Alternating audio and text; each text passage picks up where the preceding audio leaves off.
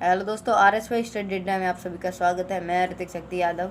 आज हम लोग कक्षा 10 के विषय भौतिक विज्ञान के पाठ 1 प्रकाश का परावर्तन एवं अपवर्तन का पार्ट 7 पढ़ने जा रहे हैं और इसमें हम लोग लेंस से संबंधित परिभाषाएं पढ़ेंगे। और जिन लोगों ने पार्ट 1 से लेकर 6 तक नहीं देखा है तो उन वीडियो का लिंक मैंने डिस्क्रिप्शन में दे दिया है, वो वहाँ से देख लें।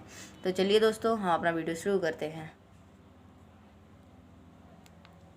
तो दोस्तों, आज का हमारा टॉपिक है लेंस से संबंधित परिभाषाएं। तो दोस्तों, लेंस से संबंधित परिभाषा में हमारी पहली परिभाषा आएगी प्रकाशिक केंद्र। तो हमारी इसमें पहली परिभाषा है प्रकाशिक केंद्र। प्रकाशिक केंद्र। तो चलिए दोस्तों देखते हैं प्रकाशिक केंद्र क्या होता है। लेंस के मुख्य अक्ष पर वह निश्चित बिंदु जिससे होकर गुजरने वाली प्रकाश किरण अपवर्तन के पश्चात बिना विचलित हुए सीधी निकल जाती है, उस बिंदु को प्रकाशिक केंद्र कहते हैं। तो दोस्तों, ये है हमारी डेफिनेशन। अब इस डेफिनेशन को हम चित्र द्वारा समझते हैं। तो चलिए, तो सबसे पहले हम उत्तल लेंस में देखते हैं कि हमारा क्या होता है समांतर प्रकाशिक केंद्र। तो जैसे ये है हमारा उत्तल लेंस। तो उत्तल लेंस का ये मध्य बिंदु है, इससे हमारा ये है, इसे कहते हैं मुख्य अक्ष। मुख्य अक्ष। तो डेफिनेशन में हमारे में कहा गया था कि मुख्य अक्ष पर वह निश्चित बिंदु, ये मुख्य अक्ष है जिस पर वह निश्चित बिंदु, ये बिंदु जिससे होकर गुजरने वाली प्रकाश किरण, जिससे होकर गुजरने वाली, ये मान लो ये प्रकाश किरण है, ये इससे होकर गुजर रही है, बिना विचलित हुए सीधी निकल जाए। विचलित का मतलब होता है कि सीधी ना होगा, कहीं टेढ़ी हो जाए। तो इसका मतलब है कि बिना विचलित हुए, तो बिना विचलित हुए मतलब सीधी निकल जाए। सीधी निकल जाए तो उस बिंदु को हम क्या कहेंगे? प्रकाशिक केंद्र। तो ये हमारा बिंदु क्या आएगा? प्रकाशिक केंद्र। प्रकाशिक केंद्र।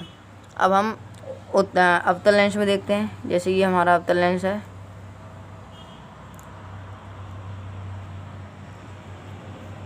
तो अवतल लेंस में इसमें भी वही डेफिनेशन होगी सेम कि मुख्य अक्ष के वह निश्चित बिंदु, मुख्य अक्ष पर स्थित वह निश्चित बिंदु जिससे होकर प्रकाश की किरण बिना विचलित हुए सीधी निकल जाए। तो ये हमारी सीधी निकल गई।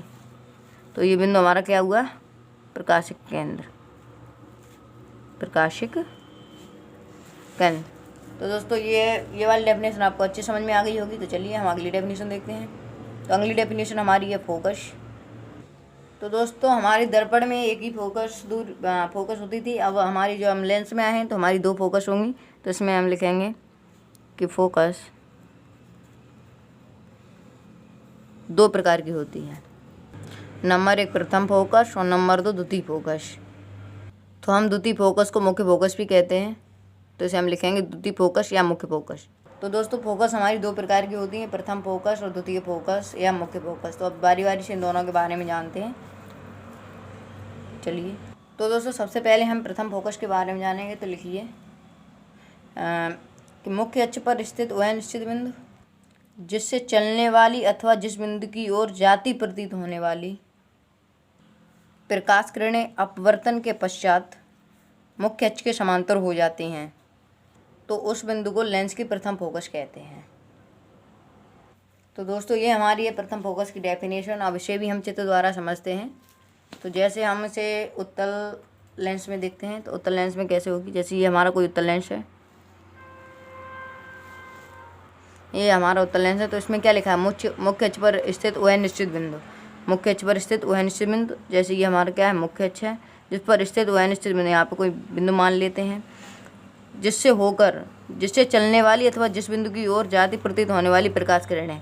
तो जैसे जिस बिंदु से चलने वाली, तो इससे मानो ये चल रही बिंदु, चलने वाली ये हैं, यहाँ चलने वाली किरणें हैं। और आने वाली जो अपवर्तन के पश्चात अक्ष के समांतर हो जाती हैं। अब इनका अपवर्तन होगा तो ये अक्ष के बिल्कुल समांतर हो जाएंगी ऐसी किरणें। तो उस बिंदु को हम क्या कहेंगे? फोकस, प्रथम फोकस कहेंगे। जो ये बिंदु है इसे हम क्या कहेंगे? एफ, यानी प्रथम फोकस। बस ठीक है। अब हम इसे अवतल लेंस में देखते हैं। तो अवतल लेंस में भी यही सेम कंडीशन होगी। जैसे ये हमारी अवतल लेंस है,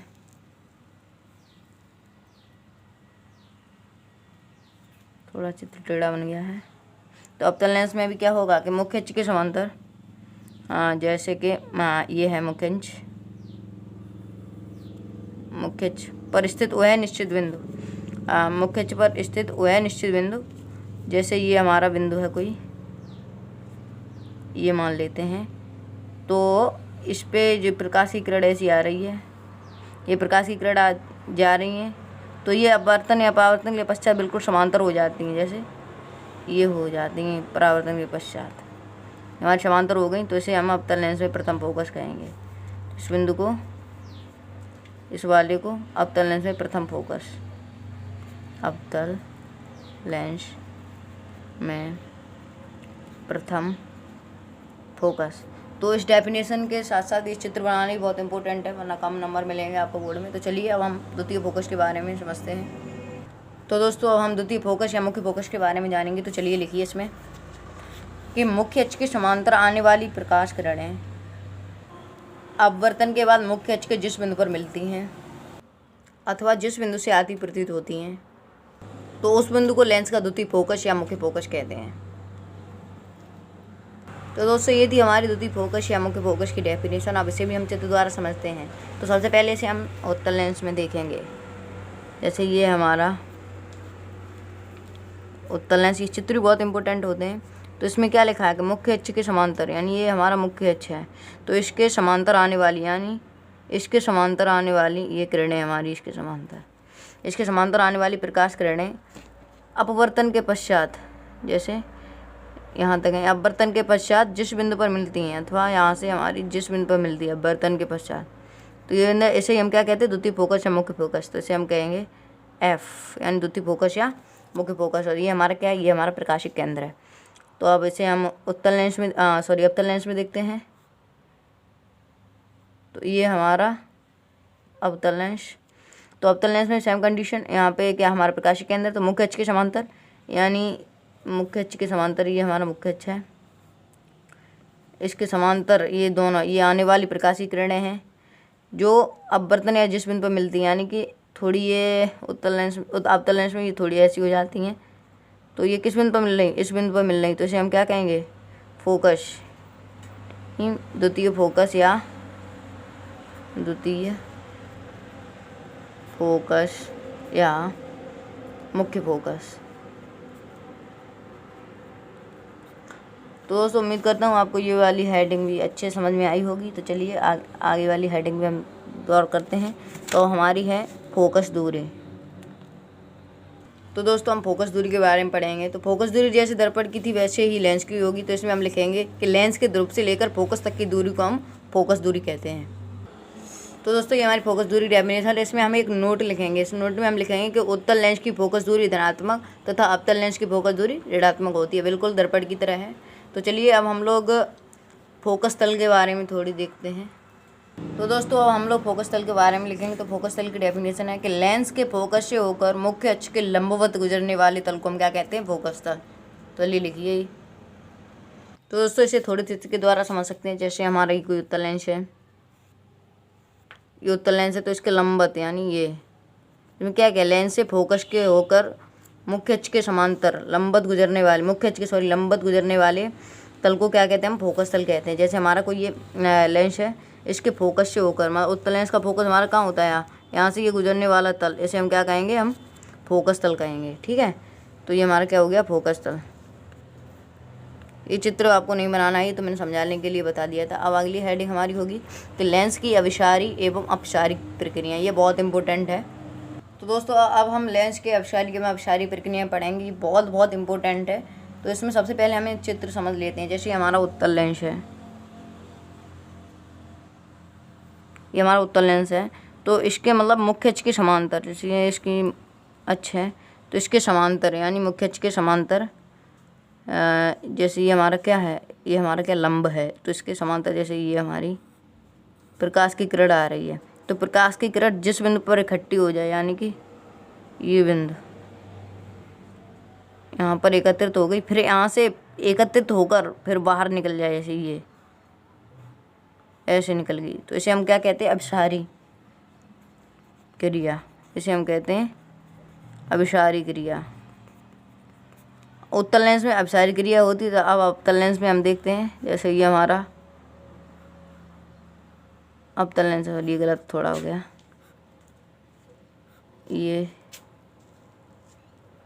हमारा अवतल लेंस है, ये अवतल लेंस है। तो इसमें हम क्या करेंगे कि इसके मुख्य अक्ष के समांतर, यानी ये हमारा है मुख्य अक्ष के समांतर आने वाली प्रकाश किरणें, जैसे हम यहाँ पे ये हैं हमारी प्रकाश किरणें, बिल्कुल इसके समांतर आ रही हैं। तो मुख्य अक्ष के समांतर आने वाली प्रकाश किरणें क्या होती हैं, इसमें फैल जाती है, इसमें एकत्रित हो जाती हैं एक बिंदु पर और इसमें फैल जाती हैं सीधी।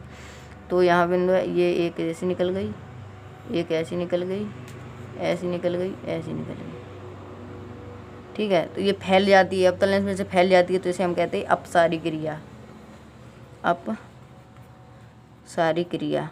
तो इसके हम डेफिनेशन द्वारा, ये हमने चित्र द्वारा समझ लिया, इस चित्र बना लेना, और अब हम डेफिनेशन के द्वारा समझते हैं। तो डेफिनेशन हमारी होगी कि समांतर आने वाली प्रकाश किरणें उत्तल लेंस पर गिरती हैं तो अपवर्तन के बाद किसी एक बिंदु पर एकत्रित हो जाती हैं। तो लिखिए इसे, इसकी डेफिनेशन दोबारा से देख लो कि समांतर आने वाली प्रकाश किरणें उत्तल लेंस पर गिरती हैं तो अपवर्तन के पास एक बिंदु पर एकत्रित हो जाती हैं, जैसा हमने चित्र द्वारा भी समझ लिया था। तो इसे अपसारी क्रिया कहते हैं, और इसी कारण हम उत्तल लेंस को अपसारी लेंस भी कहते हैं, ठीक है। तो अब हम देखेंगे, जब हमारा उत्तल लेंस पे गिरती हैं तब हमारी अपसारी क्रिया होती है। अब हम अवतल लेंस पे देखेंगे, ठीक है। तो इसके बिल्कुल विपरीत लिखें, उत्तल लेंस के बिल्कुल विपरीत होता है। इसमें लिखेंगे हम कि इसके विपरीत समांतर आने वाली प्रकाश किरणें अवतल लेंस पर गिरती हैं तो फैल जाती हैं, जैसा हमने चित्र द्वारा देखा था कि फैल जाती हैं। तो इसे हम क्या कहते हैं, अपसारी क्रिया कहते हैं। तो इसी कारण हम अवतल लेंस को क्या कह सकते हैं, अपसारी लेंस भी कह सकते हैं। तो दोस्तों, उम्मीद करता हूँ आपको ये वाली वीडियो पसंद आई होगी। तो अगर वीडियो पसंद आई है तो वीडियो को लाइक व शेयर कर दें, चैनल को सब्सक्राइब कर दें। धन्यवाद।